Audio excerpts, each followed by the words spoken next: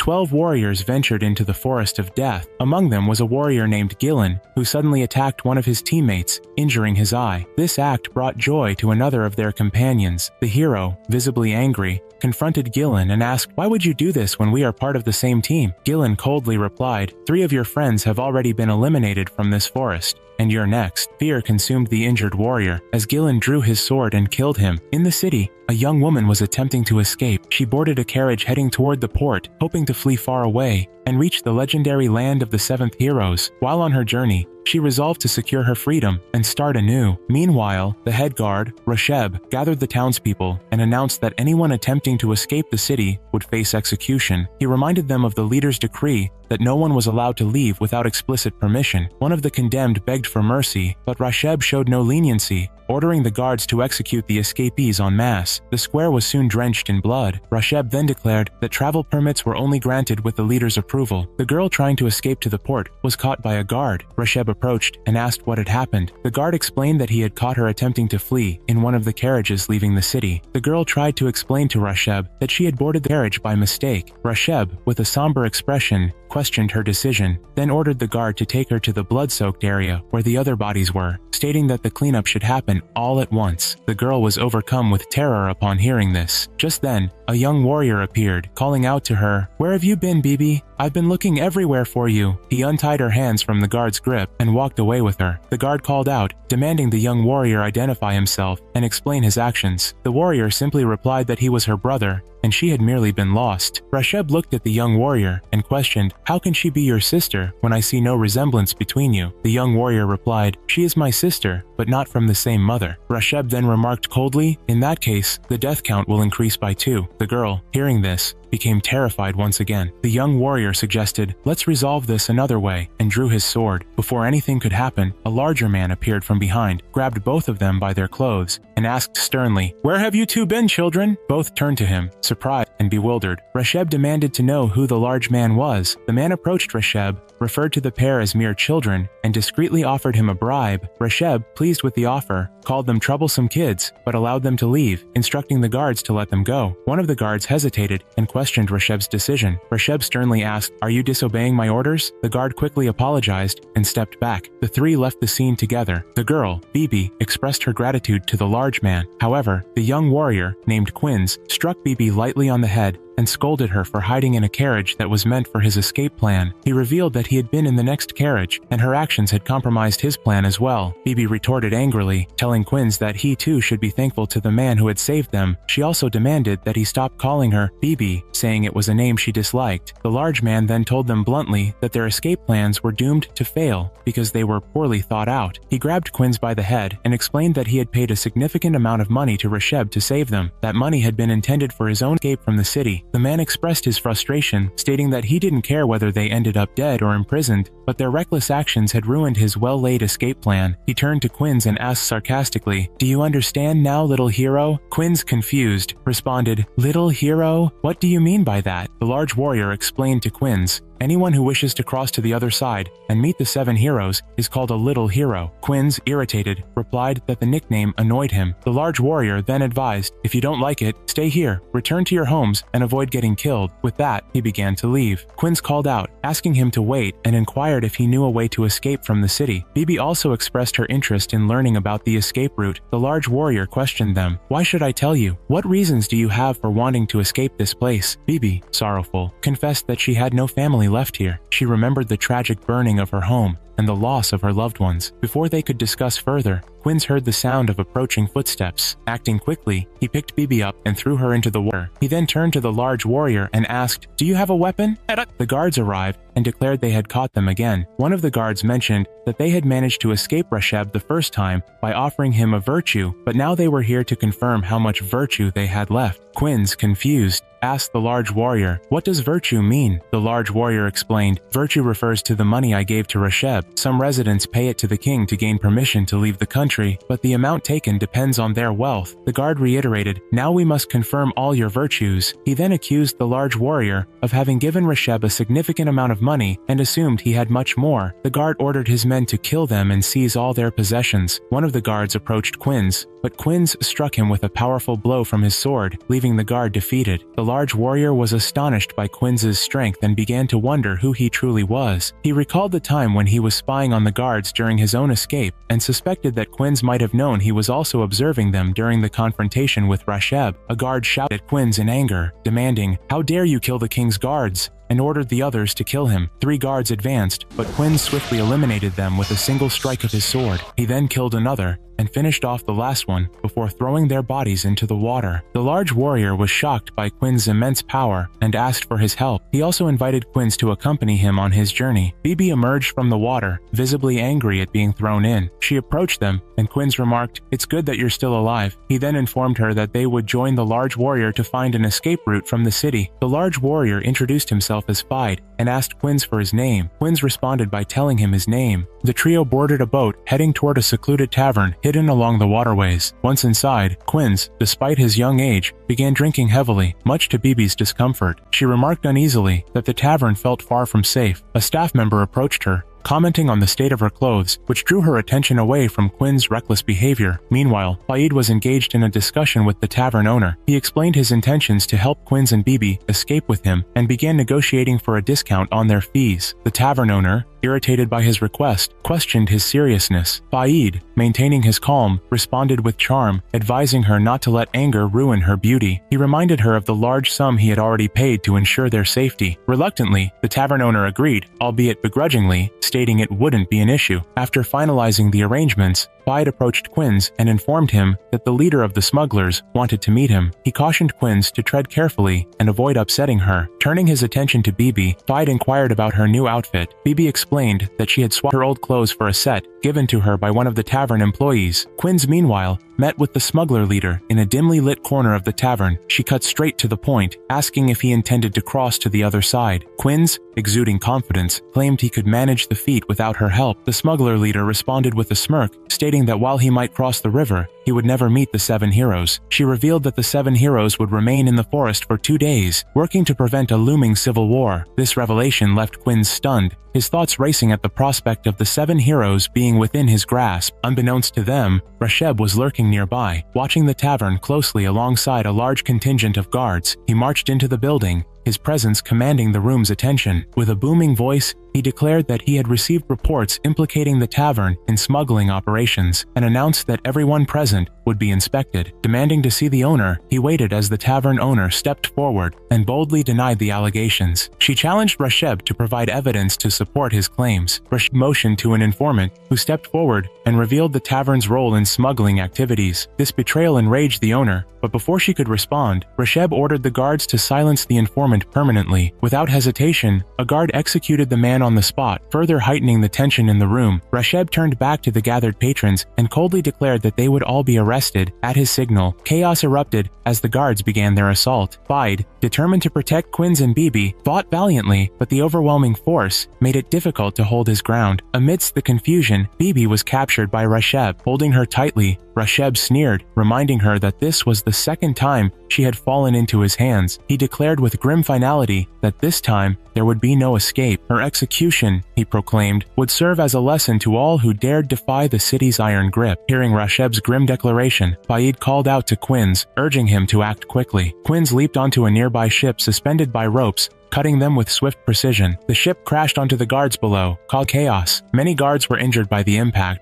including Rasheb, who was forced to release his grip on Bibi. Before she could hit the ground, Blatt, the tavern owner, caught her. As the dust settled, Quinz scanned the scene and asked how many guards remained. Rasheb, furious and defiant despite his injuries, proclaimed that Quinz's actions were a direct challenge to the forces of the 7 heroes and their leader, Chief Shelavit. Unshaken, Quinz replied, "That's exactly what I wanted." A guard charged at him, but Quinz swiftly dealt with the attacker, cutting him down with a single clean strike. Quinz quickly turned his attention to Bibi. Blatt assured him that she was unharmed but had fainted from the ordeal. As Quinns looked back at Rasheb, his intense gaze unnerved the wounded commander. Overcome with fear, Rasheb fled the scene, retreating to the safety of his quarters. Once alone, Rasheb trembled as the gravity of the situation sank in, muttering to himself. He feared that reporting his failure to Chief Shelivet could cost him his life. His anxiety grew as the surviving guards arrived, seeking answers about their fallen comrades. Desperate to regain control, Rasheb ordered the guards to sound the alarm and declared a state of emergency, determined to capture the fugitives. Back at the tavern, Quinns insisted they escape immediately. Blatt tried to dissuade him, warning that the alarm would bring heightened security to all exits. However, Quinns remained resolute, emphasizing the urgency of reaching the 7 heroes before they moved on. He glanced at the moonlit night and remarked that it was the perfect time to flee. Valette hesitated, lost in thought as memories of a certain warrior surfaced in her mind. After a moment, she agreed to help, revealing a hidden escape route that the guards were unaware of. The group set out, guided by Valette through the clandestine path. Meanwhile, Rasheb was fortifying the city, leaving no stone unturned in his efforts to block every possible escape. With a sinister gleam in his eye, he muttered, "The time has come to catch the rats." A man named Ranger approached Rasheb, warning him to act quickly before his targets vanished. Rasheb, desperate for results, pleaded for Ranger's assistance. Amused, Ranger asked if Rasheb understood the cost of his services. Rasheb, blinded his desperation, assured him he would pay any price to capture the fugitives. As Quinns, Faid, Bibi, and Valette moved swiftly through the escape route, the tension grew. Faid noticed Quinns lagging behind and commented on his apparent fatigue. Quinns admitted that confined spaces unsettled him and that he needed to see the open sky to feel at ease. Valette reassured him, mentioning that they were now far from the city. She revealed that the area they were passing through was believed to have been a sanctuary for sorcerers long ago, a place she had discovered after losing her home. Suddenly, small creatures emerged from the shadows and lunged at Valette. With a swift and precise strike, she dispatched them, scattering the rest in fear. As the creatures fled, Valette revealed a mysterious connection to them, hinting at a deeper secret. Quinns, impressed by her prowess, complimented her swordsmanship, calling it extraordinary. Valette brushed off the praise, remarking that wielding a weapon came more naturally to her than drinking. She then informed the group that the path ahead connected to an underground water reservoir, and directed them to a ship that could lead them to safety. As they continued, the group encountered a massive, terrifying beast. Valette froze in fear, revealing that the creature had been haunting the area for 3 years. The beast roared and began hurling large stones at them, forcing the group to scatter. Quinns, ever brave,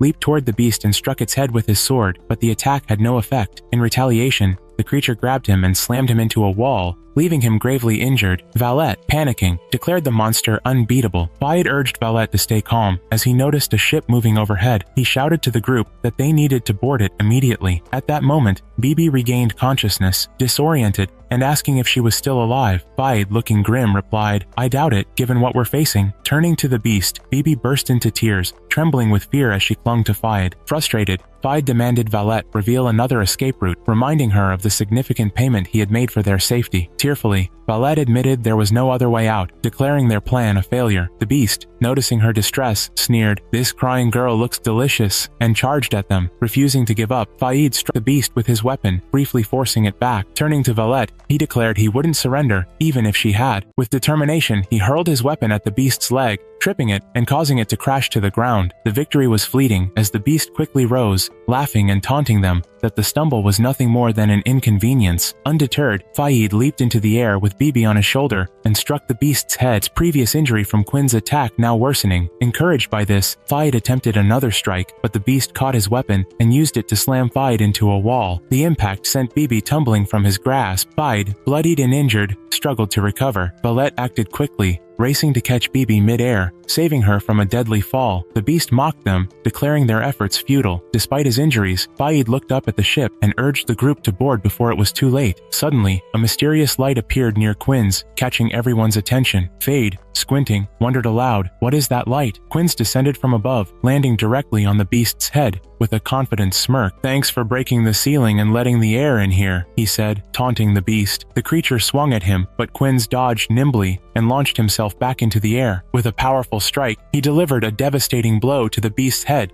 splitting it open and killing it. As the beast fell lifeless, Quinns turned to Faid and shouted, "Let's go, Faid, before the ship leaves." Just as they moved to help Faid, Quinns was struck by a surprise attack. Turning to face the new threat, he saw Rasheb standing with a smug expression, accompanied by Ranger. Rasheb, laughing triumphantly, announced, "Ranger is with me now, and he wields a magical sword. With it, I'll bring justice to this land by ridding it of rats like you." Faid was shocked to see that Ranger possessed a magical sword. Bibi suddenly heard a strange sound and, confused, asked what it was. Quinz, feeling the same, remarked on the unusual sound and winced in pain. Rasheb turned to Quinz and said, "This warrior was once like you, but after witnessing our strength, he switched sides and joined us." Blatt addressed Ranger, accusing him of being a former smuggler and scolding him for what he was doing. Rasheb, unfazed, retorted, "You're the ones who should be ashamed, stealing from the state. You could join us instead." He then commanded Ranger to end the fight and kill them. Ranger agreed and prepared to attack, unleashing a massive strike. However, Quinz stepped forward, blocking the blow. Smoke filled the air, and when it cleared, Quinz was revealed, exhausted, but standing strong. Rasheb was astonished and couldn't hide his surprise. Quinz warned Ranger not to use the sword again and questioned why such a weapon was being wielded. Rasheb mocked Quinz, claiming he was afraid of the magical sword. Meanwhile, Bibi mentioned that Quinz could hear the strange sound. Blatt asked her, "What sound?" Bibi explained that it was the voice of a trapped fairy within the sword,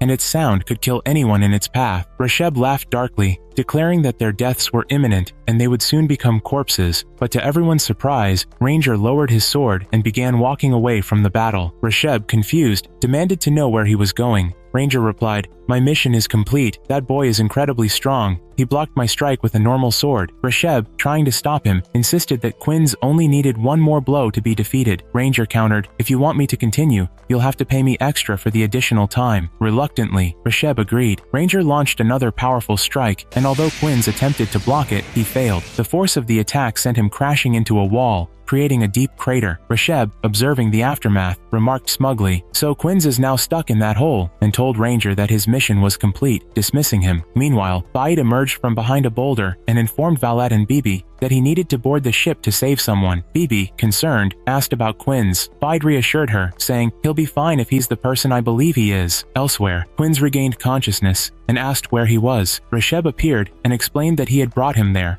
adding that he had realized Quinz drew his power from the moon. Rasheb also revealed that they were now in the deepest part of the city, where he had intentionally taken Quinz. Moments later, several formidable warriors appeared. Rasheb informed Quinz that these warriors were brothers of the sacred fighters, and that he had gathered the best warriors to face him, despite his young age. Rasheb mockingly suggested that Quinz should consider him foolish for going to such lengths to fight a child, expressing sarcastic regret for bullying someone so young. His tone, however, was filled with anger and disdain. Quinz began to recall a moment from his past when Organic had encouraged him to continue his mission despite his tears. Organic had said, "A swordsman as strong as you should never cry. Go and fulfill your destiny." Snapping back to the present, Quinz refocused just as the warriors attacked him from above with their weapons. He deftly evaded the assault by leaping into the air and retaliated, targeting one of them. However, the warrior blocked Quinz's strike with ease. Quinz smirked and remarked, "You're good." Rasheb addressed the warriors, instructing them, "Here's the boy for you to train on in your spare time. Destroy him completely." One of the warriors laughed, saying, "Let's finish him off. Don't be fooled by his young age." The warriors all attacked Quinz at once, but he dodged their strikes effortlessly. Smirking, he told them, "I haven't wasted my time with you." He then turned and sprinted toward Rasheb. Rasheb, realizing the danger, began to run, with his guards chasing after Quinz to protect their leader. However, Rasheb tripped and fell to the ground. Standing over him, Quinz was ready to confront him, but the guards approached quickly. In response, Quinz struck the ground with his sword,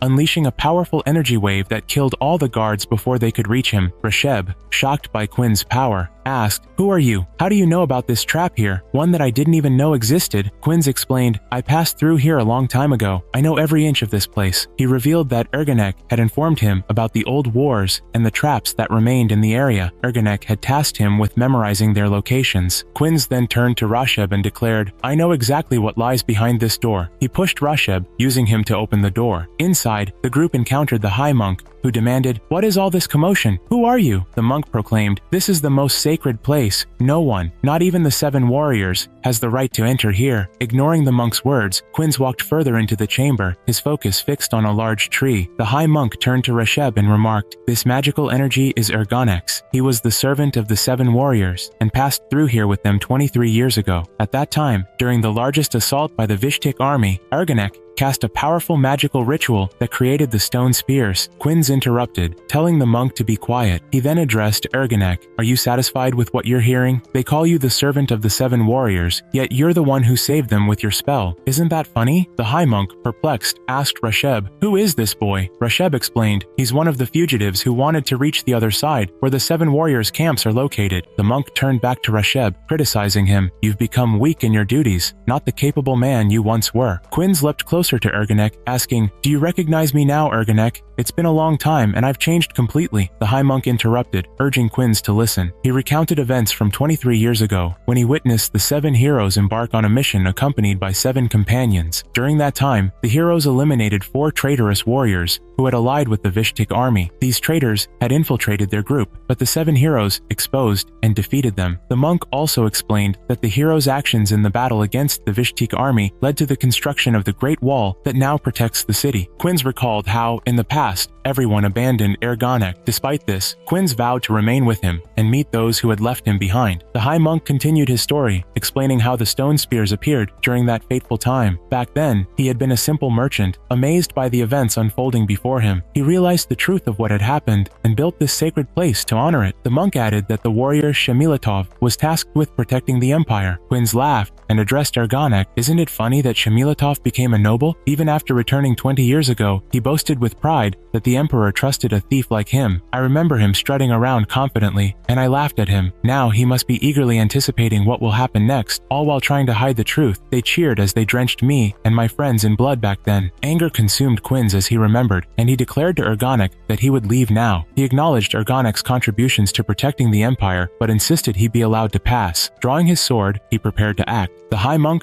shocked by Quinns' actions, demanded to know what he was doing and ordered Rasheb to stop him immediately. Rasheb admitted that even the warriors couldn't stop Quinns. The high monk, furious, grabbed Rasheb and commanded him to kill Quinns. The monk then launched arrows at Quinns, but Quinns deflected them effortlessly. With a powerful strike from his sword, Quinns split the ground, unleashing a tremendous force. Meanwhile, Faid, Bibi, and Valette, who had failed to board the ship, found themselves pursued by guards. Suddenly, a massive explosion shook the area. The high monk and Rasheb, startled, watched as the destruction unfolded. The sacred place crumbled, and the ground collapsed, causing stones to rain down. Rasheb hid behind the monk to shield himself from harm. Faid observed the aftermath and noted that the stone spears had vanished. Overwhelmed by fear, the guards dropped their weapons and fled. Seeing this, the townspeople seized the moment, rushing en masse toward the other side to escape the chaos. Quinns recalled Ergonek's words, spoken long ago when he shared all the secrets about this place. Ergonek had asked Quinns to leave and join the other warriors, insisting that he would stay behind to protect the city. This surprised Quinns, who didn't expect Ergonek to make such a decision. Ergonek then used his power to shield the city from further harm. From beneath the rubble, Rasheb emerged, battered and desperate. He sought Ranger's help, offering him money in return. Rasheb claimed that the high monk had died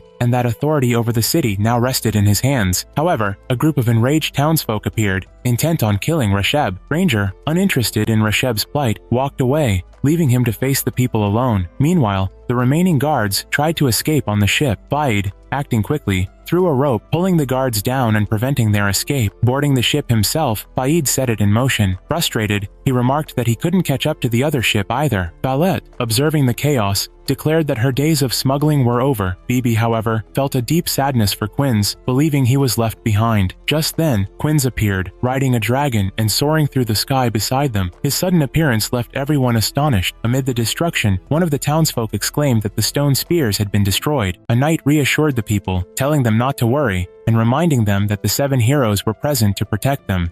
The 7 heroes then appeared, with their leader addressing Shemilatov. He told him not to show any fear. Shemilatov, trying to stay composed, replied, "Understood, but the sight of the sky is truly terrifying." Quinns, atop the stolen dragon, continued to fly above. The priestess gazed at the moons above, tears streaming down her face. Their alignment, to her, was a bad omen, foretelling a grim future. Meanwhile, Quinns, riding the stolen dragon, continued his journey toward the city of the 7 heroes. Suddenly, a large airship approached from above, attempting to collide with him. Although it missed its mark, 2 of the 7 heroes launched arrows at him, striking him and causing him to fall to the ground alongside his dragon. Injured but determined, Quinns stood up, his eyes fixed on the large fortress where the 7 heroes resided, intent on entering. The 7 heroes emerged emerged from the Grand Castle and approached Quinns. The moment he saw Gillen, Quinns attacked, fueled by memories of past betrayals. However, his assault was interrupted when one of the seven immobilized him with their powers. Struggling against the paralysis, Quinns was unable to break free. The warriors above descended and tied him tightly with ropes, ensuring he couldn't move at all. The people of the city, witnessing the scene, became agitated and began shouting for Gillen to kill Quinns. Gillen addressed the crowd, saying, "I won't kill this boy. Perhaps he has suffered much under the harsh conditions that plague all of our lands. He came here because he couldn't bear life behind the walls any longer." With that, Gillen spared Quinns and walked away with the other seven heroes. The crowd, moved by Gillen's words, began cheering and praising him. Quinns, however, thought bitterly to himself, "This is exactly what you wanted. Gillen, to win the people's favor, the lands, the warriors, everything. You'll make yourself the sole king while painting us as traitors to hide the truth." Quinns' face showed signs of defeat and heartbreak as he walked away, alone and burdened by despair. While wandering, he was suddenly caught off guard by a warrior riding a dragon above him. The warrior attacked, and her dragon seized Quinns in its jaws. In the skies nearby, Faid, along with Bibi and Valette, was flying in their airship. The dragon rider collided with their ship, shaking it violently. Faid spotted Quinns trapped in the dragon's jaws, and immediately launched an attack on the rider, colliding with her and forcing both of them to crash to the ground. On the ground, the warrior attacked Quinns, but Bibi stepped in to block her path. The warrior warned Bibi to move aside or face death, but Bibi stood firm, declaring, "I won't step aside. He saved my life before, and I owe him everything." The warrior, unrelenting, threatened to kill Bibi first if she didn't move. When Bibi still refused, the warrior struck her with the flat of her sword, knocking her to the ground. Bibi fell onto Quinns' unconscious body, desperately trying to wake him up. From behind, Faid observed the warrior and thought to himself that he recognized her attire. As the warrior raised her sword to strike Quinns, Faid called out, addressing her as princess. Startled, the warrior turned and asked Faid, "What are you doing here?" Faid countered with a question of his own. "Why are you dressed in battle armor?" He then demanded to know why she was trying to kill Quinns. The princess explained her reasons, and Faid, shocked upon hearing the full story, exclaimed, "You're saying Quinns killed Lord Carrot?" The princess warned Faid to step aside and watch as she avenged her brother. She prepared to strike, and just as her sword neared Bibi, who was shielding Quinns, he regained consciousness and pushed the blade away from Bibi's body. The princess, confident in her aim, readied another attack on Quinns, but he managed to evade it. In response, Quinns delivered a counterstrike, shattering the princess's mask and leaving her vulnerable. Placing his sword against her neck, he stopped short of harming her. The princess trembled in fear before collapsing to the ground. Overwhelmed, Quinns, exhausted from the battle, also fell to the ground, too fatigued to continue. The group decided to take him to a nearby village to treat his injuries. At the village, a group of warriors arrived, sparking concern in the village elder. Their leader reassured the elder, promising to protect the village and ensure no chaos would occur under their watch. Meanwhile, Bibi, exploring the village, was approached by a boy who shared her features and ethnicity. He grabbed her hand and asked for her name. Bibi stared at him in surprise and noted his resemblance to her. Valette soon arrived, concerned for Bibi, and was equally astonished by how much the boy resembled her. The boy's mother then appeared and recognized Valette, thanking her for helping their family escape to the other side. She explained that life was much better here, especially since one of the seven heroes was protecting them. Valette was deeply moved by their gratitude and began to cry. The boy, whose name was Zev, invited Bibi to join them, explaining that they were building a new village for their people and hoped to expand and gain prominence. Bibi seemed conflicted and unsure how to respond. Meanwhile, Quinns began to regain consciousness. He overheard the princess telling Faid that she needed to kill Quinns to avenge her brother's death. She questioned why Faid was siding with Quinns instead of supporting Lord Carrot. Faid explained that he had never hated Lord Carrot, nor doubted his loyalty, but seeking vengeance was futile. Quinns interrupted, telling them they could kill him if that's what they wanted. He threw his sword toward them, inviting them to end his life. Faid, however, punched Quinns in the face, frustrated by his despair. "Why do you wear such a defeated expression, you incredible warrior?" Faid asked. He leaned closer to Quinns and told him there was still a mission he needed to complete, rescuing Princess Sharon, Lord Carrot's sister. Faid recounted how he had been tasked with protecting Sharon during a diplomatic mission to negotiate with a nearby army. However, they were ambushed by bandits, who kidnapped her. Faid admitted that he needed Quinns' strength to save her. He pleaded with him, insisting that Quinns was the only one capable of completing this mission. Initially hesitant, Quinns claimed he couldn't do it. Faid reminded him of his past feats, such as destroying the prisons, defeating the rebels single-handedly, and even dismantling the stone spears. He argued that saving the princess wouldn't harm him and added, "If you truly want to die at the hands of Princess Ahats, then do so after rescuing Sharon." Faid's plea touched Quinns, and he finally agreed. Just then, Bibi arrived with a drink to help Quinns regain his strength. Quinns looked at her in surprise, and she asked what he thought of her new clothes, which Zev's mother had made for her. Bibi then told him about Zev's invitation to join their new village, but she assured Quinns she wouldn't leave him in his current state. The massive warrior, Granben, appeared and greeted Bibi warmly. Bibi responded with a smile and introduced him to Quinns. Granben observed Quinns and commented, "You're quite the kind young man. I've never met anyone of your lineage before, and it's clear you've endured much hardship to get here. Your journey must have been grueling." Fide, upon seeing Granben, immediately displayed anger. In the forest nearby, a group of bandits held several women captive, preparing to hand them over to someone. Zev suddenly appeared, and one of the bandits shouted, "It's that boy again. We should get rid of him." Back with Fade, he threw his weapon toward Granben, binding his hands. Granben, surprised, asked, "Why the sudden attack?" Fide angrily demanded to know where Princess Sharon was, accusing Granben of working with the bandits. Granben denied the allegations, claiming he had no idea what Fayed was talking about. Fayed refused to back down, insisting he had seen the bandits handing Princess Sharon over to Granben after they disembarked from the ship. Granben tried to calm him, suggesting they talk things over, but Fayed was relentless, berating Granben for pretending to protect the people while secretly aiding in the abduction of women and young girls. Granben, deeply offended, retorted, "I won't let you accuse us of such things. We're protectors of the people, like winged angels sent to guard the earth." Fayed shot back, "Winged angels? You look more like an octopus." Granben, visibly hurt and angry, exclaimed, "Why would you call me that?" Tears welled in his eyes as he broke free from Fayed's binding rope. At that moment, Zev ran toward Granben, pleading for his help as three men chased him through the forest. Granben quickly dispatched the three pursuers with a single blow. Much to Zev's amazement, Zev thanked Granben for his strength and urged him to follow him deeper into the forest, explaining that there was something dangerous nearby. Before they could proceed, more bandits emerged, surrounding them. The bandit leader demanded that Zev be handed over, threatening to kill everyone if they refused. Granben, undeterred, drew his sword and declared, "Look closely at me. I am the commander of the 100 warriors, the most loyal to Commander Vargo of the 1,000 soldiers. No one dares to cause trouble under my watch unless they want to face death by my blade." One of the bandits muttered, "He's one of Vargo's guards. I thought they only served the nobles." The bandit leader, unimpressed, said, "If he's in Vargo's service, this will be easy." He then revealed his own sword. Granben was taken aback. "Why does a thief like you carry Vargo's insignia? That's only given to elite officers, and your dagger is even larger than mine." The bandit leader smirked and explained that they were operating under orders from Shamilativ himself. He taunted Granben, saying that no one would dare harm them, no matter their crimes. Granben refused to believe him, calling it a lie, but the bandit leader brandished the dagger's insignia and said, "Attack us, and you'll be disobeying your commander. Hand over the boy immediately." Zev, trembling with fear, looked to Granben for help. Granben, conflicted and filled with sorrow, ordered the bandits to be silent. As two bandits closed in on Zev to capture him, Quinn suddenly appeared, charging at them with his sword. In one swift motion, he struck them down, shocking everyone present.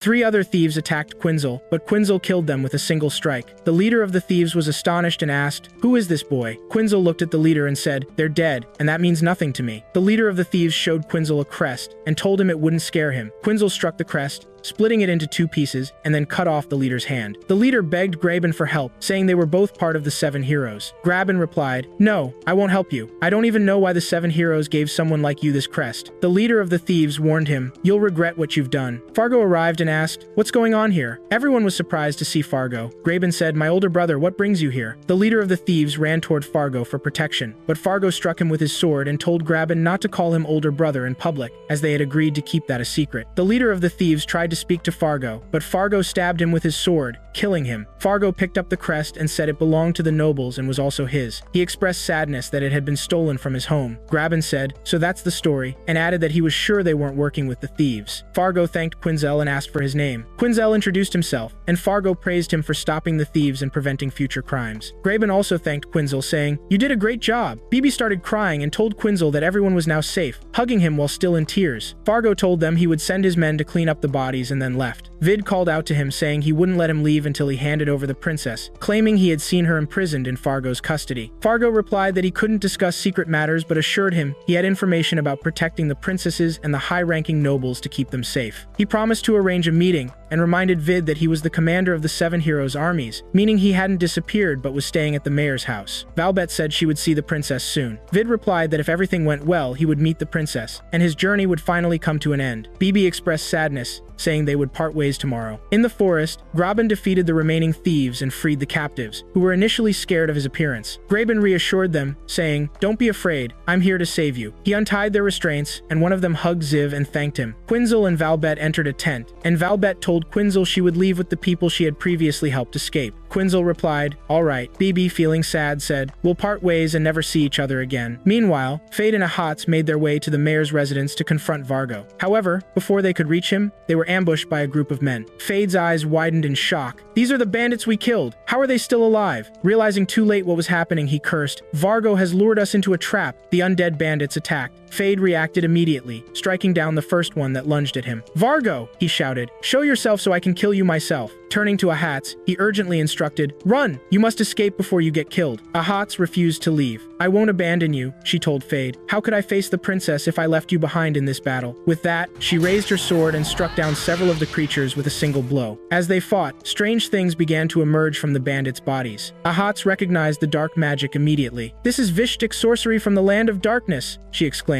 Fade, realizing they were now surrounded, noticed that the bandits' mouths and hands were transforming, growing fangs and claws. Fargo declared, "These two are as good as dead." Fargo recalled what had happened earlier when Graben brought Ziv and the captives to him. Ziv told Fargo he hadn't believed the thieves when they raised the crest, and explained that he had uncovered the truth, which led to the captives being freed. Fargo thanked Ziv on behalf of the city's army, and thought to himself that these people were scum, but still useful. Feeling anger, he put on his mask. Meanwhile, Ziv's mother told her husband that Ziv was asleep from exhaustion and didn't feel anything. The father replied, "That's good because we have a long journey tomorrow to reach our new village." Quinzel stepped out of his tent, gazed at the moon, and said, "This view is truly beautiful." Bibi wandered between the tents and suddenly remembered her parents and what had happened with Ziv's parents. Ziv's father asked Bibi to join them in their new place to help build a home for their people. He asked if she wanted to come, and Bibi said, "That would make me very happy." Ziv told Bibi he wanted her to come with them so they could grow up together and help build a large tribe. Fargo entered Ziv's family's tent while they were sleeping. Ziv's father woke up, saw Fargo, and asked, "Who are you?" Bibi approached the tent, wondering if Ziv was awake or still asleep. Suddenly, a bloodied sword emerged from the tent. It was Fargo's sword after he had killed Ziv's mother. Bibi was terrified. Fargo then tried to kill Ziv's father, dragging him out of the tent while covering his mouth to stop him from screaming. Ziv's father managed to reveal Fargo's face by removing his mask, but Fargo killed him shortly after. Quinzel sensed something and said to himself, "I hear someone who is sad and afraid. There's also an evil presence here."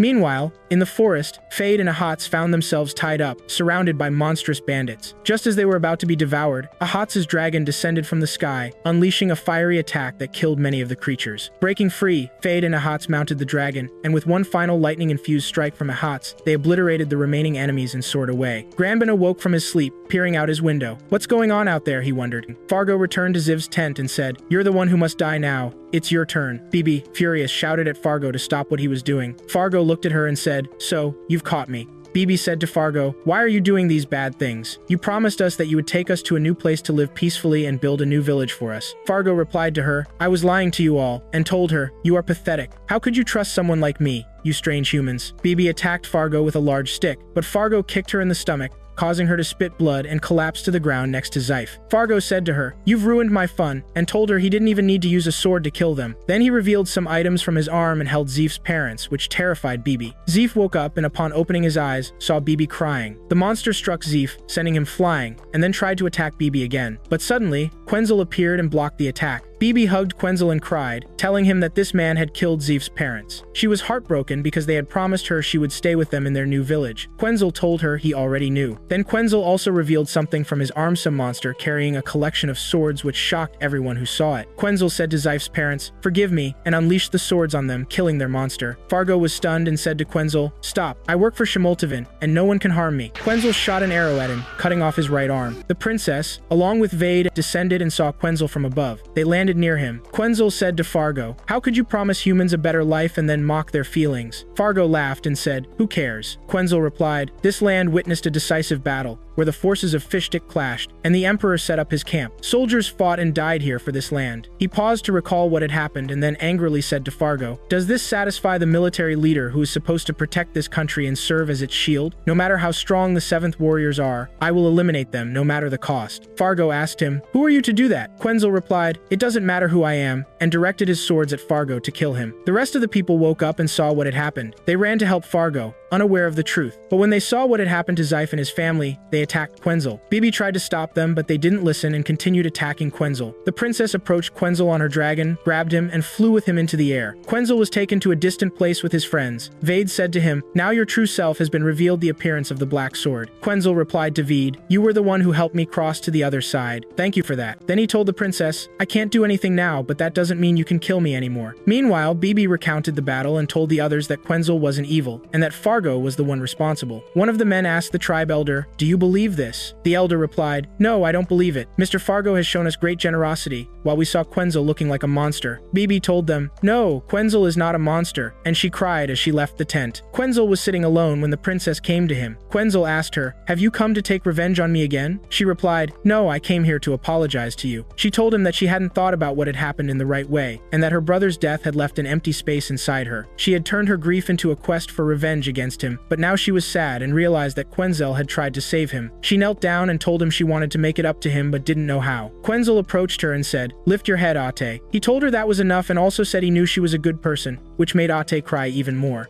Prince Stimpfoolish glared at his attendants. "How dare you summon me at such a late hour?" he demanded. His personal aide, Rozan, bowed deeply. "I sincerely apologize, Your Highness, but this matter cannot wait." Stimpfoolish scoffed. "So, you're telling me that a half-blood intends to kill the 7 heroes? What nonsense?" Rozan, his voice steady, asked, "Do you truly believe this is nonsense?" Stimpfoolish folded his arms. "A mere warrior from the borderlands or whatever he calls him thinks he can defeat the noble Prince Stimpfoolish? Ridiculous." He reminded them that the Malin branch of warfare had stood strong for thousands of years, repelling countless invasions from both the borderlands and the dark forces of Vishtik. He spoke of the many wars fought during his reign, emphasizing how the army and the people had always stood together, making them unstoppable. Gesturing toward the towering fortress surrounding them, he continued, "Look at how well this castle is fortified. It was once nothing more than a modest stronghold, but through the efforts of the soldiers and the people, it has become an impenetrable fortress all under my rule. My name stands alongside the great heroes of Malin, making me one of the 7 heroes." Rozan, standing in silence, suddenly recalled Quinn's words, "I will eliminate the 7 deceivers." A strange thought crept into his mind. Why did these words haunt him, even though he was loyal to Stimpfoolish? Meanwhile, outside the royal chambers, Rozan met with the king's guards. One of them assured him, "Let the knights rest. We will handle the rebels." Elsewhere, Stimpfoolish watched his guards converse until a servant rushed in with distressing news. The doors burst open, and Fargo stumbled in, covered in injuries from his battle with Quinns. Stimpfoolish's eyes widened in disbelief at the sight. One of the 7 heroes, alarmed by Fargo's state, turned to the guards. "The soldiers are on high alert. Is there an impending threat?" A female warrior listened carefully. "The war drums are sounding," she murmured. Rozan stepped forward, his voice tense. "I believe Quinns is on his way." The soldiers stood at full readiness, awaiting their enemy. The captain of the guards turned to his men. "The rebel is approaching on a dragon. Keep your eyes on the sky." A guard spoke with concern. "This enemy is highly skilled. He has experience, and he even severed Lord Fargo's arm." Another soldier, his voice filled with determination, declared, "We will protect the castle to our last drop of blood. We must defend the 7 heroes." Rozan observed the vast army of Mulan City. "This is a formidable force," he admitted to himself. "These soldiers are honorable warriors. This will not be an easy battle for Quinns." He then considered something even more critical. The fate of the Empire rested on the survival of the 7 heroes. If we protect them, the Empire will remain stable, and if we eliminate Quinns, order will be restored. For reasons he couldn't quite explain, tears welled in his eyes. As 2 guards patrolled the walls, they spotted the dragon soaring above. The captain of the guards barked out an order, "Prepare for battle. Archers, take your positions." The archers immediately fired a barrage of arrows, but the dragon skillfully evaded them all. One of the 7 heroes turned to a nearby soldier. "Prince Stimpfoolish has authorized the use of the great weapon." A moment later, the massive war machine emerged, its sheer size shocking even veteran warriors. Fade, watching from a distance, could hardly believe what he was seeing. "That thing is enormous," he muttered. Turning to Quinns, he asked, "Did you know about this?" Quinns, unfazed, replied, "Of course. The castle's exterior design changed, this is why." Meanwhile, the commander overseeing the weapon addressed his troops. "Now is the time to crush these rebels. They dared to oppose Prince Stimpfoolish." He continued,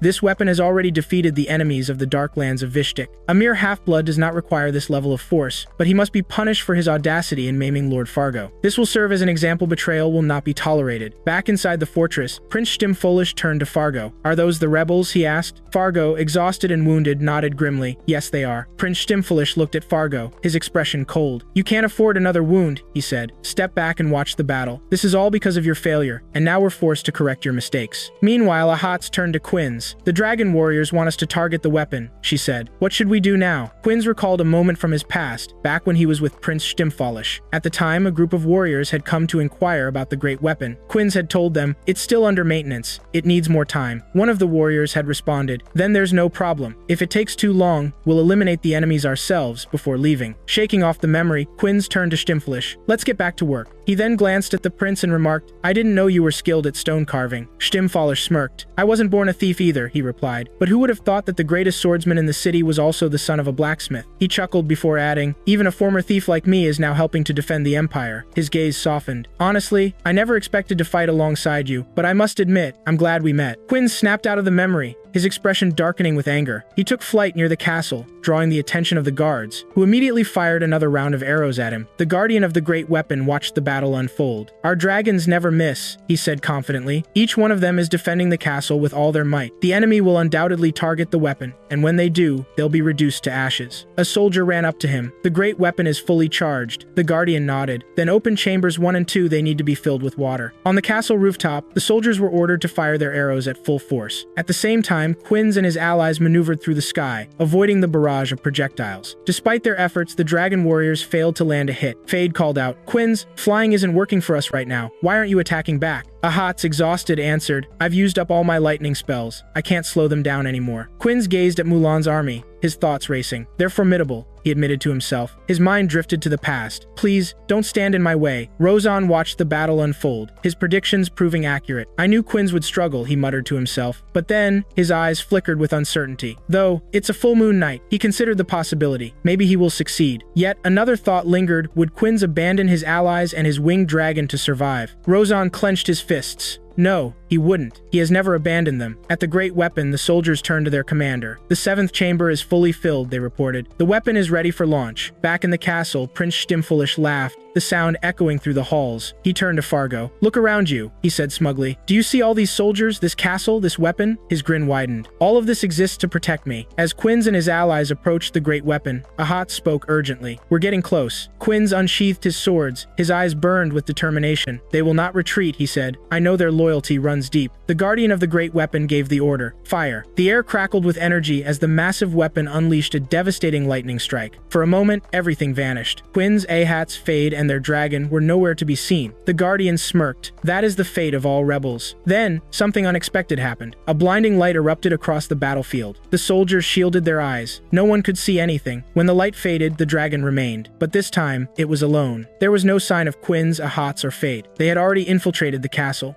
Fade exhaled in relief. Well, at least we're still alive, but that was Reckless 7 for you. Quinns scoffed. Reckless? He explained that he had anticipated this attack from the beginning and had prepared for it. The great weapon's strike was powerful, but by dispersing the energy using the Black Fairy's magic, the attack was converted back into water. He then revealed that the underground waterway was connected to a secret escape route owned so well hidden that even the soldiers were unaware of its existence. Fade narrowed his eyes. And how do you know about it? Quinns smirked. Because I built it. As they approached the passage's entrance, they were caught off guard by Grebin stepping out from the shadows. Grebin's eyes narrowed. What are you all doing here? He looked at them suspiciously. This place is only known to those closest to Prince Stimpfolish, me elder brother. Quinns met his gaze without hesitation. I have business with Stimpfolish. Fade interjected. Where is Fargo? Ahat's followed up, her voice tense. And where is my sister Princess Sharon? Quinns stepped forward. Let us pass, Grebin. Grebin hesitated before speaking. Neither my brother nor Prince Stimpfolish are in the castle. They've gone deep underground to a place called the Shrine. Only my brother and Stimpfolish know about it, and they are there now. Quinns studied him. Why are you telling us this? You're one of the elite warriors serving under Stimpfolish. Grebin's expression darkened. Because I saw my brother's true form in the last battle against you. His voice trembled, and tears welled up in his eyes. I saw what he really is, and it was horrifying. He took a shaky breath. He raised me, protected me, but in the same breath, he stands with Stimpfolish, committing unspeakable crimes. A heavy silence followed. Grebin continued, he entrusted me with this mission in the past to bring you here. His voice broke as he admitted, I was also the one who delivered Princess Sharon to them in the shrine. Fade's hands clenched as he grabbed Grebin by the collar. Where is this shrine? Ahat's placed a cautious hand on Fade's shoulder. Fade, be careful, this could be a trap. Grebin met their gaze. You must believe me, he pleaded. I will do anything to atone for my mistakes. I never wanted to reveal this, but you of all all people deserve to know the truth. Quinns studied him for a long moment before nodding. I believe you, he sighed. I don't claim to be an expert in people, but I think you're telling the truth. He then motioned forward. Take us to Fargo and Stimpfolish. Meanwhile, at the shrine, Prince Stimpfolish stood over Fargo. I know you're in pain, he said coldly, but the one hunting us is already here. I won't let you die because we are bound to each other. Back at the entrance of the shrine, Grebin led Quinns, Ahats, and Fade toward the shrine's gates. As they arrived, the gatekeeper's eyes narrowed. Who are they, Grebin? Grebin smirked. A fine selection of women, he said, unveiling one of them. The guard hesitated before unlocking the door, allowing them entry. A flicker of memory surfaced back when Grebin disguised Quinns as a woman to smuggle him past the guards. I used to deliver women to the shrine's priests, Grebin explained. I never knew what happened to them after that, but I was told they were purified, their fairy blood extracted before being sent somewhere safe. The memory faded, and they returned to the present. Grebin addressed the guard. I want to deliver these women to Commander Fargo personally. The guard glanced at him. You know he's inside. Moments later, Fargo emerged. His eyes narrowed as he spotted Grebin. Why have you called for me this time? His tone was impatient. Leave the women and go. Grebin didn't move. I want to know what you plan to do with them. His voice was firm. What happened to the others I delivered before? What exactly did you and Stimpfolish do to them? Fargo's gaze darkened. Why are you speaking to me like this? Grebin clenched his fists. Because I saw what you did to Zev's parents. I saw you turn them into monsters. Fargo's expression darkened as he exhaled slowly. So, you saw me, he muttered. That explains your tone. He admitted that he had hidden the truth from Grebin, revealing that while Grebin was tasked with gathering women with fairy blood, he himself had been assigned to eliminate the dangerous rebels who had infiltrated Mulan. They committed crimes against the Order, Fargo added, his voice steady. Grebin clenched his fists. Then what kind of power turned them into monsters? Fargo hesitated before responding. That was part of an experiment conducted by one of the nobles who wanted to test a corrupted power. He sighed. Prince Stimpfolish knows nothing about this, and no one under his rule should ever use Vishtik's curse. His voice lowered with bitterness. Even with rebels trying to kill the 7 heroes, I could never bring myself to use that power. Ahat scoffed. This man is a blatant liar. Grebin turned to Fargo, his voice shaking. Brother, can I trust you? Fargo smirked. Of course, I stand by my word. He assured Grebin that he served both him and Stimpfolish, but there were things he couldn't reveal yet, including their current mission. There are matters I must keep to myself for now. Stimpfolish has tasked me with something far greater. He sighed. Forgive me for that. Grebin shook his head. No need to apologize. I never doubted you. He took a deep breath. Now everything is clear to me. I wasn't thinking the right way before. I only ask that you forgive me. Turning to Quinns and the rest of the group, Grebin said, Now you understand, don't you? The truth has finally been revealed. He turned back to Fargo, about to apologize once more. But before he could finish, Fargo struck him. A brutal stab tore through Grebin's chest, and before anyone could react, Fargo delivered multiple devastating blows across his body. Your part is over, Fargo said coldly. A final arrow whistled through the air, aiming straight for Grebin's head, but Quinns blocked it just in time. Without hesitation, Quinns lunged at Fargo, their weapons clashing violently. We're done talking, Quinns growled. I've heard more than enough.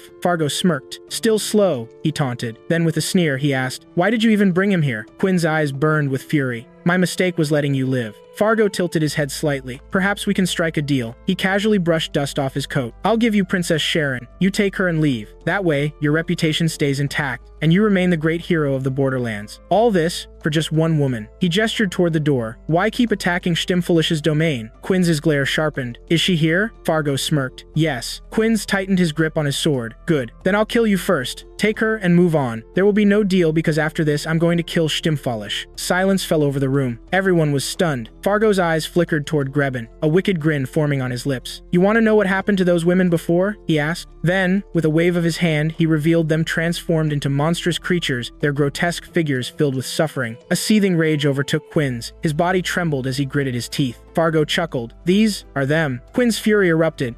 Grebin stared at the monstrous figures before him, his eyes welling with tears. A deep sorrow took hold of him, but before he could speak, Quinns' fury erupted. Without hesitation, he charged at Fargo, his blade slicing through the air. However, Fargo met the attack head-on, effortlessly blocking the strike before shoving Quinns backward. You can't defeat me anymore, Fargo sneered, his stance unshaken. With swift precision, he unleashed a flurry of strikes, but Quinns countered each one, refusing to be overwhelmed. Quinns stepped back toward Fade, who watched the battle unfold. Why don't you use your hidden weapon? Fade urged. You could finish this now. I can't, Quinns responded, his voice low. My power only manifests under the open sky. I draw my strength from the moon. Ahats took her chance and lunged at Fargo. At the same time, Fade attacked from the opposite side, while Quinns launched a frontal assault. Fargo, his eyes sharp, saw through their tactics. She shifted his focus to Quinns first, landing a vicious strike that wounded his arm. Fargo smirked. Your time is running out, he taunted before raising his blades to finish Quinns off. But just as Fargo moved in for the kill, Grebin, despite his injuries, tossed his weapon toward Quinns. Catching it midair, Quinns twisted his body body and, in a single swift motion, drove the dagger straight into the center of Fargo's forehead. The room fell silent. Fargo's body stiffened, his expression frozen in disbelief before he collapsed lifelessly to the ground. Quinns turned to Fade and Ahats. "Let's keep moving." Fade glanced at Fargo's body. "What about this bastard?" Quinns didn't spare it another glance. "Let's go," he said again, his voice cold. The three of them pressed forward. Behind them, Grebin collapsed to his knees, tears streaming down his face as he wept over his fallen brother. Stimfolish, lost in thought, recalled a moment from the past. Back then, he had stood beside Quinns, observing the people. They once walked toward their deaths, he had mused. Look how happy they are now. He had then urged Quinns, "Come, let's meet Galen and the others." Quinns had given him a look. "You've changed a lot from the old days, Stimfolish,"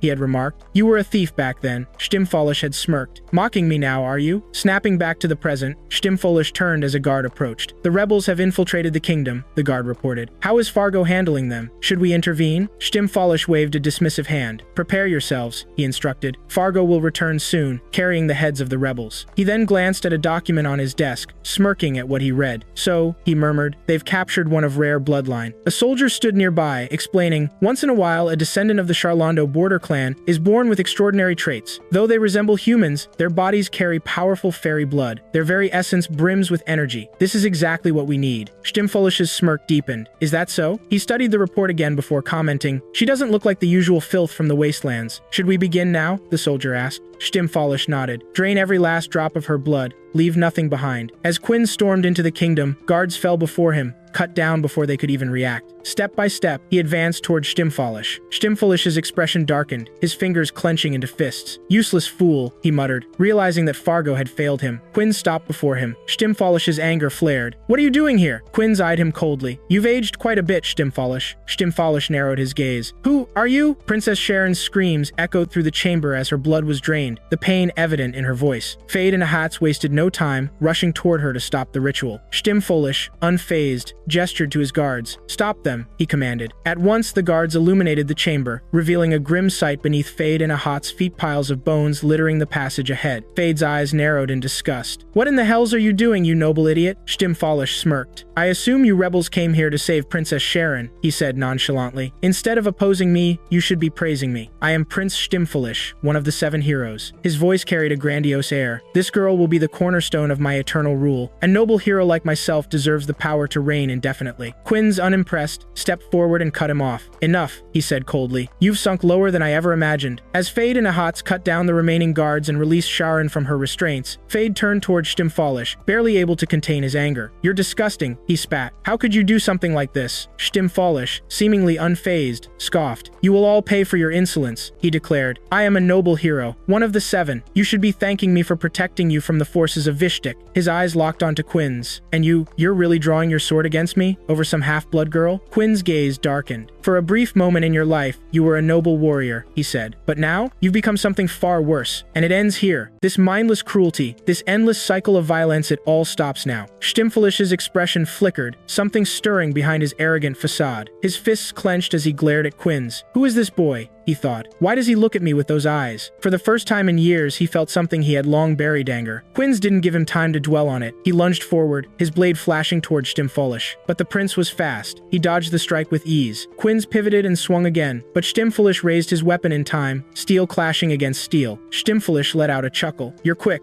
I'll give you that," he taunted. "Still, I don't see how you managed to defeat Fargo." Ahats, taking advantage of the distraction, whispered, "I'll search the upper floors for another way out." Without waiting for a reply, she sprinted toward the stairs. Stimfolish barely spared her a glance. "And now, my treacherous little warrior," he said to Quinns, his smirk widening, "it's my turn. Prepare to be punished for your betrayal." He turned to his personal guard. "Go, bring her now." Quinns' grip tightened around his sword. Stimfolish laughed. "This human whelp is no threat to us," he sneered. "He should consider it an honor being at the hands of one of the 7 heroes." Then, with deadly speed, he launched his attack. Quinns barely dodged the first strike. The duel had begun. Stimfolish charged again, his strikes relentless. Stimfolish smirked as he dodged Quinns' attacks. "Avoiding your strikes doesn't make me weak," he sneered. "You may be skilled with a sword despite being human, but..." In a sudden move, he slashed Quinns' arm, drawing blood. "I am one of the 7 heroes. You are far too weak to challenge me." Quinns exhaled sharply, glancing at his wound. "You dodged most of my attacks," he admitted, "but not all of them." Stimfolish stiffened. A fresh cut had appeared on his side, blood trickling from the wound. His eyes widened in shock before narrowing in fury. "You..." Fueled by rage, he lunged at Quinns once more, attacking with a flurry of rapid strikes. Quinns barely managed to dodge, but in a split-second counter, he slashed Stimpfoolish across the back. Stimpfoolish stumbled forward, his mind reeling. Who is this boy? How does a half-blood wield a sword like this? Meanwhile, across the battlefield, Stimpfoolish's trusted guard was channeling energy into the long-awaited warrior. Stimpfoolish gritted his teeth, his frustration mounting. He charged at Quinns with another relentless assault, both of them suffering injuries in the brutal exchange. The duel raged on, their swords clashing in rapid succession. Blood painted the ground beneath them. Quinns' unyielding skill left Stimpfoolish shaken. As they briefly separated, he demanded, "Who are you?" Quinns smirked. "You still don't recognize me?" His voice grew darker. "I've spent 20 years preparing for this moment to kill you." A change rippled through Quinns' body. His old form began to emerge, his jet-black wings unfurling around him. Stimpfoolish's eyes widened in sheer terror. "No, it's you!" The black wings surged forward, enclosing Stimpfoolish. The next instant,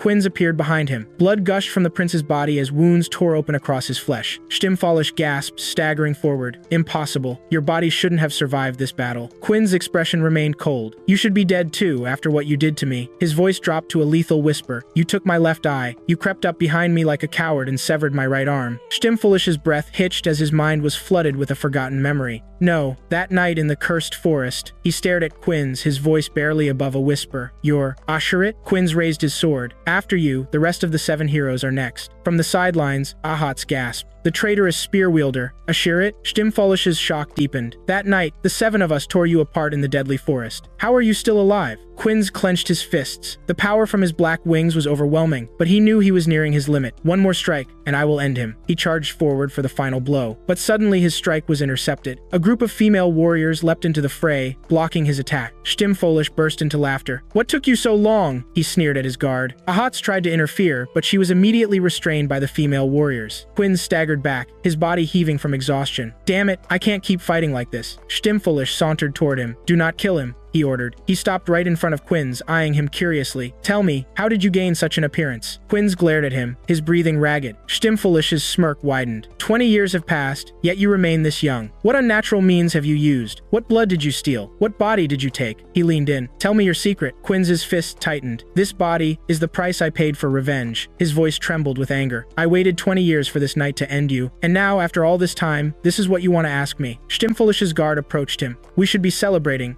the prince said, his grin growing sinister. "We have obtained the perfect body and it is standing right in front of us." Quinns let out a furious roar and lunged only to be swiftly restrained by the female warriors. Suddenly, a sound broke through the tension, crying. The restrained women were begging for help. One of them sobbed, tears streaming down her face. Quinns' eyes darted between them. "They're still conscious?" He scanned the room. The girls weren't just guards, they were suffering, trapped in something far worse than servitude. His vision blurred. His rage was boiling over. His body collapsed. Stimpfoolish chuckled. "Good, he's been pacified." He turned to his guard. "Bring me the curse of the body." The guard stepped forward, revealing a small, writhing creature. Stimpfoolish's grin widened. "You came back after 20 years, he sneered. "Now it's time we reunite properly." He gestured to the creature. "With this curse, you'll never be able to fight again, just like Fargo." The guard moved closer, the creature wriggling in its grasp. Then Quinns laughed. A cold, spine-chilling laugh. Stimpfoolish frowned. "What's so funny?" The ground trembled. A monstrous shadow surged from Quinns' back, a beast unlike anything seen before. The creature let out a piercing scream, tearing through the warriors restraining him. Stimpfoolish stepped back, eyes widening. "What is this?" The beast roared, eviscerating the guards in an instant. Blood splattered across the walls. Quinns' laughter grew, echoing through the chamber. Stimpfoolish, regaining his composure, bellowed, "Kill him! Kill him now!" His elite warriors rushed forward. They didn't even make it close. Quinns cut them down effortlessly. The laughter continued.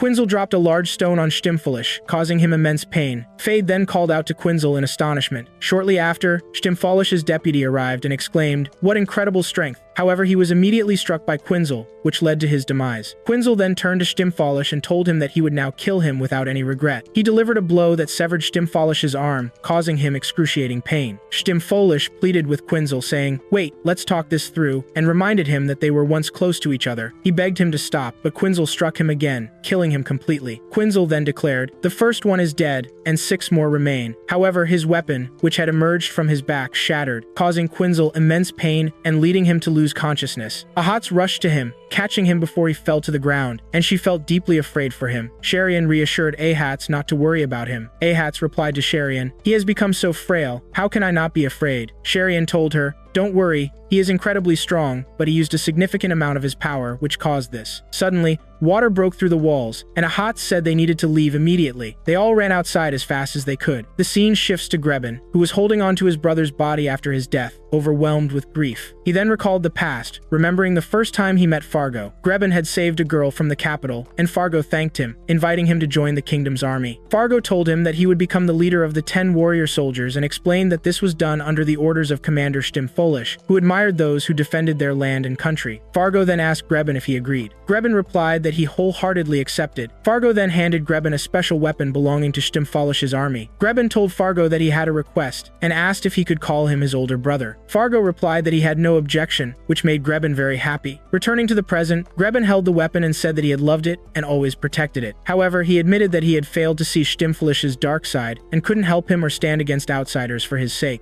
At that moment, Fade and Ahats arrived, and Fade called out to Grebin, urging him to move before he died. However, water fell on Grebin, destroying the rock he was sitting on and causing him to disappear completely. The scene shifts to an astrologer, who said that a star had been struck by a shining arrow with 2 colors. She explained that this star was one of the 7 great stars and was located in the far north. The story then moves to Fade and Ahats, who were flying on the back of a flying wolf, fleeing quickly from the castle. Meanwhile, a group of astrologers gathered, and their leader said that these signs did not bode well. Back at the castle, one guard told another that the place was filling with water. Another guard arrived and informed them that a nobleman had come to the castle, and that they would all gather in the Great Hall. In the Great Hall, the leader addressed them, saying, "The astrologer has confirmed that Stimfolish has been defeated. Why do you refuse to believe this just because his body is missing?" He warned them that this would cause unrest among the people and that many would try to seize the throne. He urged them to prevent this and ordered them to hold a funeral worthy of the noble Stimfolish, as he had given his life for the kingdom. His words moved the guards, and many of them wept for Stimfolish. The scene shifts to Pipi and Falbit, who were in disguise and observing what was happening. A man told Pipi that this was the funeral of the noble Stimfolish and Lord Fargo, who had been killed by rebels who infiltrated the castle. Pipi felt a sense of joy and leaned toward Falbit, telling her that it was Quinzel who had killed them. Shortly after, the army appeared, carrying the bodies of Stimfolish and Fargo. The people began to cry and throw flowers at them. Zeph arrived, crying as well, and tried to approach Fargo, but the guards stopped him. Pipi tried to call out to him, but Falbit covered her mouth. Pipi then said, "It's wrong to mourn him, Zeph. He's the one who killed your parents," and she began to cry. Fade then arrived at Falbit and Pipi's location and told them he had been looking for them. Pipi asked Fade, "Are Quinzel and Ahats okay?" Fade told them, "Follow me," and they went with him to see Quinzel. Upon seeing Quinzel, Pipi ran toward him and hugged him tightly, telling him how worried she had been about him. Falbit then asked Fade, "Is this the princess you were searching for?" Fade replied that he had saved her with the help of Quinzel and Grebin. Pipi asked Quinzel how he was doing, noting that he looked very tired. Quinzel told her that this was the first time something like this had happened to him,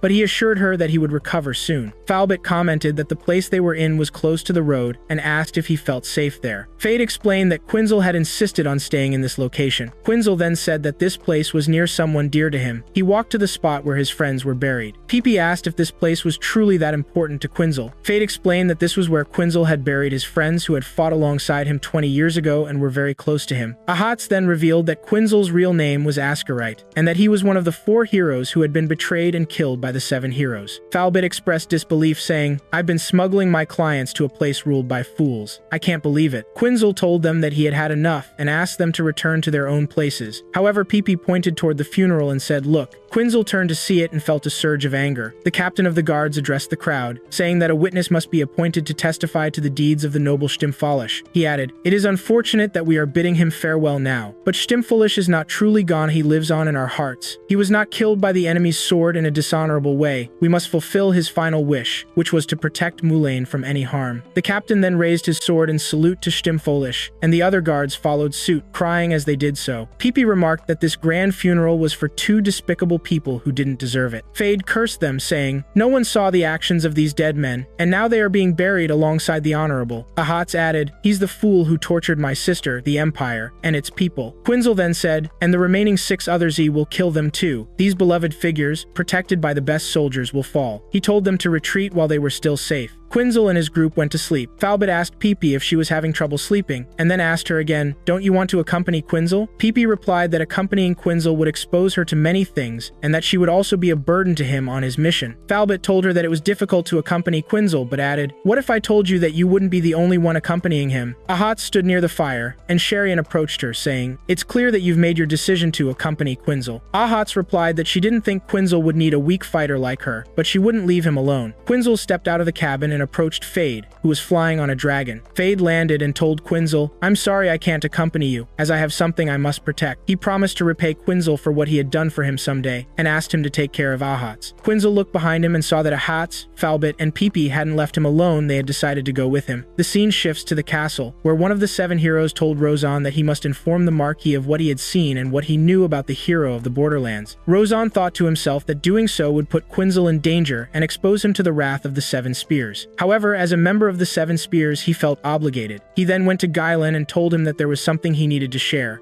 The 2 girls entered Barista, but Barista looked angry. He then looked at one of the girls and saw her earring. Then he immediately killed her. The guard entered Barista and asked him what happened. Barista told him to look at her earring and told him that she came here to kill him. We moved to the leader, who was meeting with the rest of the 7 heroes. He told them that they must find the killer of Stemfolich and kill him too. Then one of the heroes said to Barista, "I think you are next on this rebel's map." Barista told him that he wanted to meet him to make him regret it a lot. We moved to the village of Limda, where the guards of the hero Barista seized the village's belongings and women, and also destroyed it. Then one of the men asked one of the guards, "Why are you doing this to us? You are our guards." The guard told him, "We believe that the rebel boy may be hiding here somewhere nearby." One of the guards said, "It is said that the rebel has a scar on his eye and is somewhat short." Then Quinzel came to them and the guards asked him, "Who are you?" Quinzel told them, "You are taking over the simple things of the village," and he mocked them. The guard said to him, "Who are you to mock us?" Then another guard said that he was the rebel who killed Stemfolich. The guards then attacked him, but he killed them with one blow from his sword. We moved to the tavern where Valbiat, Ahat, and Bibi went to work. Valbiat told them that they had done a great job. Then they went to the break room and Valbiat told the tavern manager that she would stay with her for a few more days. The tavern manager told her, "I have no objection at all." Then Bibi said, "All this is because Quinzel left us," and she felt sad. We moved to Quinzel, who was watching the guards from afar. Then a man came to him and gave him a map. Quinzel grabbed it and told him, "There is a missing part of this map." The man told him, "Of course," and told him that after they built the governor's castle in the northern region, they forbade the distribution of maps that included this area. He told him that he could get him another map if he paid him money. Quinzel told him, "No thank you, this is good." Then the man left and Quinzel said to himself that gathering information was not easy. He also said that he should calm down and be careful in his attack. We moved to the tavern, where some people were acting out the events that happened about the killing of Stemfolich. Bibi said that they were imitating Quinzel and telling the events that happened to them. Then one of the guards, the governor, said, "Have you stopped this?" and shouted at them. Then one of the guards approached the presenter and said to him, "How dare you speak the name of Mr. Stemfolich like that and make one of these rabble act him out?" He told him that he came here to have fun and watch the girls, not to hear this boring story. Then he grabbed the actor who was imitating Quinzel and pushed him, saying, "You are the one who killed King Stemfolich." He was about to hit him, but Ahat intervened in time and blocked his blow. Then the guard broke Ahat's stick. The guard then directed a blow at Ahat, but a warrior came and grabbed the guard and threw him back. The warrior then checked on the actor and asked him if he was okay. The actor said, "Thank you," and told him that he was fine. Then the warrior asked Ahat if she was okay. Then he said to her, "You were the one dancing a little while ago," and told her that her performance was also very good. The guard woke up and asked the warrior, "How dare you touch one of the governor's men?" The warrior told him, "I'm sorry, but I wanted to watch the show to the end, but you interrupted my viewing with your actions." Then he said to him, "Can't you give this show its due?" Then he told him that they also advise people and tell them what they should do, and told him that this type of show is very rare these days. The guard said, "What's wrong with this Baraga?" Then they attacked him to kill him. We moved to Quinzel, who heard some men talking about a fight inside the tavern where his team of girls is. We moved to the tavern, and the guard said that he was in severe pain, and the rest of the guards were lying on the ground. Then the warrior asked the presenter to keep this mask, and that it would be dear to him. Then the warrior left the tavern, and Quinzel was outside. When the warrior passed by Quinzel, he felt something strange, but he said, "It's a girl, but I think there's something about her that attracted me." Then he continued walking. Quinzel said, "I think this is the warrior who was fighting inside, and he hit the governor's soldiers." He said to himself, "I sensed him for a moment, but he shows me great hostility." Then he asked himself, "Did he discover my secret?" He also said that he should be very careful. We moved to the warrior with Rosen, and he told him that it was good that he came to pick him up. Then they moved by flying ship. The warrior said to Rosen, "Have you heard the news? It is possible that the rebel lives in this nearby village." Rosen told him, "I have made 4 of the knights search for him everywhere, and I think they are now searching all over." The warrior asked Rosen, "Do I know these knights?" He told him, "They are Altsign, Elisar, Krexen, and Dreiste." The warrior said to him, "You sent a group of weirdos?" Then he asked him, "Did the heroes say a strong man?" He told him, "I received a blow in my leg from him. Then he left me alone, and I was left defeated because he was kind to me." The warrior was surprised and said, "Kind in a fight?" Then he asked him if he wanted him to leave this task to the 4 knights and stay away. We moved to the village of Limda, and the chief of the guards said to the guards, "Were you beaten by someone? Shame on you." He also dislocated your joints, and they were restored by the city guards. The guard told him, "That's right, of course." The chief of the guards said to him, "Then come forward and show me the joint that was restored." The guard advanced to the chief of the guards. Then the chief of the guards grabbed his hand and broke it for him, which made the guard cry from the pain. He told him, "Now your hand was broken by a soldier from the free city." Then he told them, "We have no time to lose." We moved to the free city, where the 4 knights were in a meeting with the mayor. Elisar, one of the 4 knights, said to him, "Will you make us stay in this city for another 10 days to do our work?" One of the mayors told her, "Of course this is an easy task for me." He told them not to violate their freedom in any way. Then a large rock came towards this mayor and almost ended his life, but he avoided it. Then Eliezer said, "I think this attack is a message to someone." Then the mayor was surprised and said, "Why did the governor's army come here?" One of the guards told him, "You are accused of harboring an enemy of the state inside." The mayor told him, "I don't have anyone." He told them that he had left their soldiers alone yesterday without doing any harm to them. The governor's guard told him, "Shut up." He told him that he would offer him 2 options, either hand over the rebel to them or they would search for him throughout the city. Elisar advanced to the soldier and told him to stop. The soldier asked her, "Who are you?" She told him that she was Elisar, one of the knights of the 7th Lances group. She told him that when they know that someone like them works for the 7 heroes like them, they feel great regret. She told him, "You launched a projectile without warning, and I think this city is free by order of the Emperor, so you must leave here immediately, you scum." She told her that she thought this happened due to a misunderstanding only, and that she would forgive them for this. He said to her, "Who are you, you filthy?" She told him, "I am Elisar Ranklaf, daughter of Artax Ranklaf. Do you want to know anything else?" The soldier was afraid and told her, "I didn't know you well." He told her that he would leave here immediately. She told him, "I will stay here for 10 days, and I don't want to find any of your soldiers until I finish my pursuit of the hero's killer." He told her, "Of course I will do this." Then he approached and said to her, "Can I have 10 soldiers with you on this mission?" Elisar asked the mayor for his opinion. He told her, "I have no objection." Elisar said, "Then we are ready now." We moved to the ship. Rosen asked the warrior Rosen, "Are the 4 knights strong?"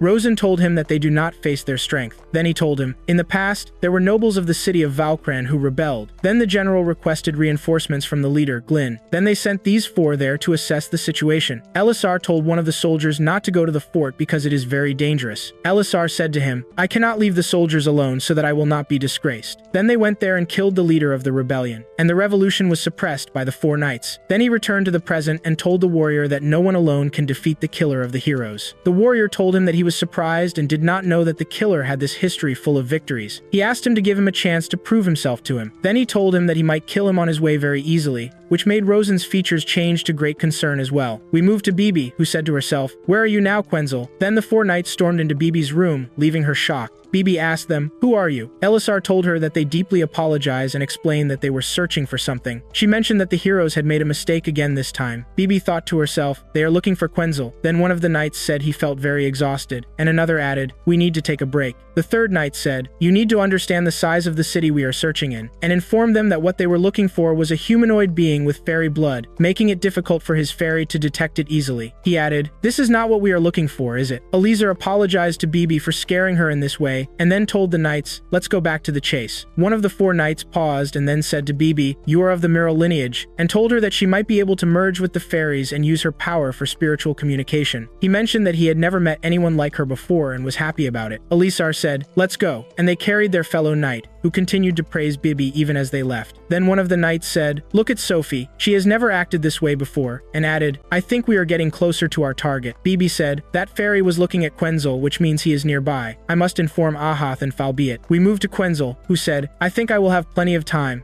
but I cannot leave this city now. If I do leave, I won't know the location of Barsta Castle or the details of the area. Quenzel encountered the 4 knights, and Elisar asked, "Do you think this is the rebellious boy?" One of the knights said, "Sophie is the one who brought us here. She smells his blood." Elisar said, "You are hiding the scar you have with makeup, aren't you, killer of heroes?" Then she introduced herself and informed him that since she was tasked with maintaining the Empire's order, she would now sentence him for disrupting the system.